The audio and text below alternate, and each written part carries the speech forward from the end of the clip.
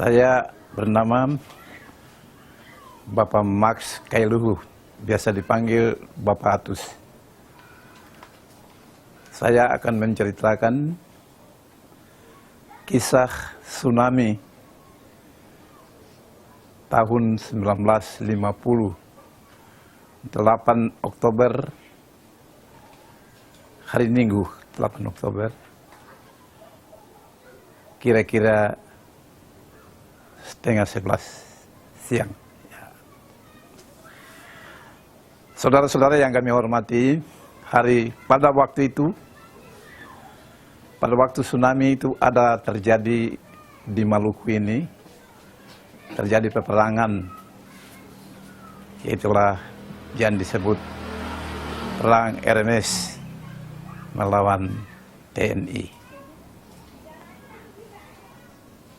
Pada waktu itu di negeri kami ini sudah ada persiapan-persiapan untuk mengungsi ke hutan, tapi juga belum. Pada waktu itu terjadilah suatu kegemparan, suatu alarm. Ada sebuah rumpun bulu yang hanyut di depan kampung kami ini, jauh di laut. Pada waktu itu tentara RMS bikin alarm bahwa itu ada kapal musuh. Dan pada waktu itu karena dengar kapal musuh, maka semuanya mengungsi, menyiapkan pakaian-pakaian apa saja yang bisa dibawa dan mengungsi ke hutan. Selama 1 minggu negeri ini sudah dikosongkan, semuanya sudah ke hutan. Selama 1 minggu, tepatnya hari Minggu, tanggal 8, kira-kira 10:30, terjadilah gempa bumi yang paling dahsyat.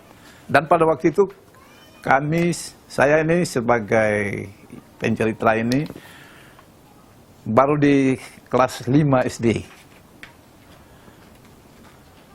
Getaran yang pada waktu itu kami tidak sempat mau bilang getarannya bagaimana, tetapi berdiri jatuh. Lama sekali. Kira-kira ada 3 kali dia ulangi getaran itu, sehingga pada waktu itu kita masih di hutan, kita bilang rumah lari, rumah pengungsi. Jadi kami tidak lihat bahwa ada terjadi tsunami. Kita juga belum tahu yang bilang air turun naik, tsunami itu caranya bagaimana. Tetapi setelah mendengar, ya setelah sudah selesai dengan getaran itu, ada suara yang mengatakan, mari lihat, ada air turun naik. Ya, pada waktu itu di selat Ke Paso ini, kita punya tempat tinggal itu bagian tersapu sana, jadi dekat dengan laut. Kalau kita semua pergi lihat, itu seperti banjir besar dari sini, banjir besar, dia lari ke Paso sana. Dengar lagi, yang kedua, dengar lagi, pulang dulu, negeri suseng ada le, kampung suseng ada le, rumah-rumah soalnya semua. Jadi kita semua punya hati cuma dengan negeri. Ya pada waktu itu kami lari pulang bersama-sama dengan papa, mama, dan saudara-saudara yang lain. Pada waktu kami pulang, airnya batas di sebelah situ Pak.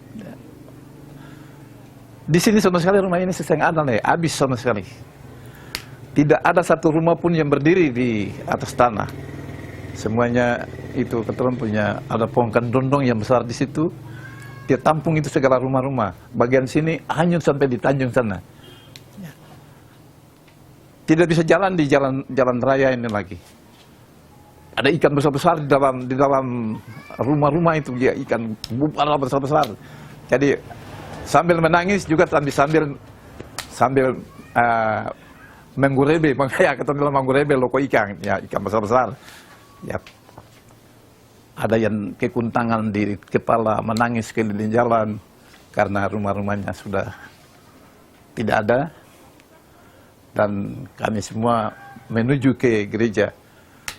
Sampai di sana masih orang banyak sekali yang turun dari hutan-hutan. Dan beruntungnya pada waktu itu kita semua sudah lari. Di Hutumuri ini yang ada anak satu lagi yang tinggal di sini, semua sudah lari ke rumah pengungsi. Ya, rumah pengungsi. Baru kita dapat dengar keterangan. Sampai di sana kita mau dengar keterangan caranya tsunami ini bagaimana, ombaknya bagaimana. Nah, ada orang yang cerita. Pada waktu baru keluar gereja. Dan baru keterangan keluar gereja, pakaian di sini pakai pakaian hitam, Pak. Keluar pakaian hitam, baru gantung saja, belum melipat. Sudah terjadi tsunami. Dong berteriak, lari! Ada ombak besar. Jadi dorong naik kalau pada di atas gereja situ, lalu naik ke atas itu, kampung satu, itu don tanpa lihat itu tsunami yang datang, ombak yang datang dari sana, dari bagian Tanjung sana, 3 buah ombak yang paling besar, Pak. Dia seret itu maksudnya ombak itu kalau dia memang ada ratakan banyak, kurang begitu bahaya. Tapi ini dia punya baliknya, dikenal batang gunung. Dia balik itu sama sekali rumah, dia bawa dari sana sama sekali. Yang tinggal cuma rumah gereja. Ya, semua rumah semua tsunami bawa habis. Dan pada waktu itu dalam cerita itu kami mau bilang bagaimana? Kami dengar cerita, kami turut. Tapi ada waktu itu ada satu orang yang tinggal, dorong bilang ada bataria, minta tolong. Tapi antua luput dari tsunami, lalu dibawa keluar, kasih keluar dari dalam rumah. Ya, itu family Polri. Ya. Tapi pada waktu itu sesudah kami membersihkan semua, barangkali hampir 1 bulan Pak, itu pembersihan dalam negeri ini Pak. Ya.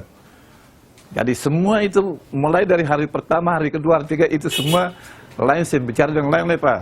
Ya, semua menangis. Ya, angkat barang-barang apa saja yang bisa kalau pakaian-pakaian yang itu sudah diangkut semua ke rumah pengungsi. Jadi ya dengan Tuhan punya sayang bahwa pada waktu itu kalau memang ketong ada masih dalam negeri banyak yang mati.